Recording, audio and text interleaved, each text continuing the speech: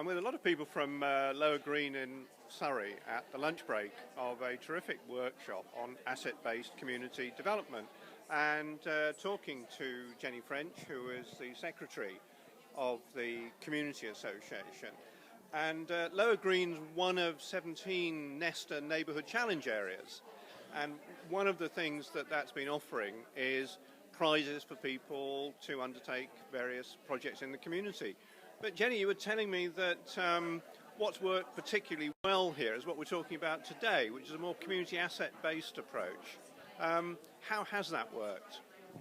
Yes, that's right. The asset-based approach has really worked. We've seen that just by identifying what people in the community have, their skills, their talents, their desires, their aspirations, we've been able to connect people together in a very small scale way to start with. We've shown how that really does build community.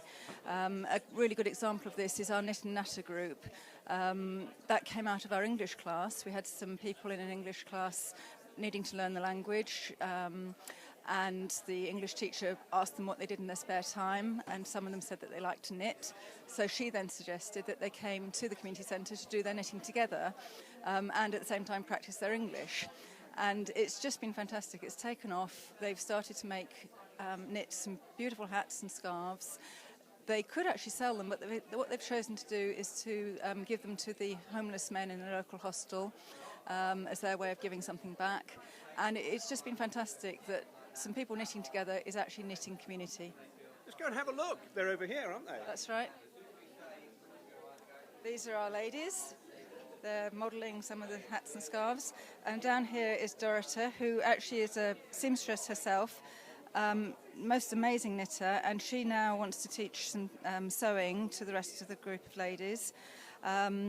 The other group that has really taken off in the same way, and it's all about making things together and doing things together, that we found has been so successful, is the art group, where some of the people that go to the art group now actually want to join the knitting group, so they bring their lunch to the community centre, have their art group, and then stay for knitting afterwards. And it's just been a fantastic way of connecting people together in the community. And the best thing about it is it's cost little more than a ball of wool.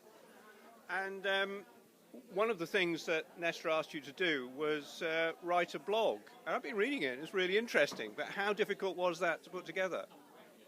Yes, that's right. The task of writing the blog fell to me for the last few months, and it was a bit daunting.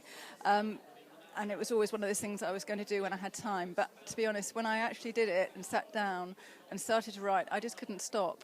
And it was just amazing to really see how much was happening in the community. You could say, it didn't look very much in one sense, but as soon as you started to write about it, actually, yes, it was all happening.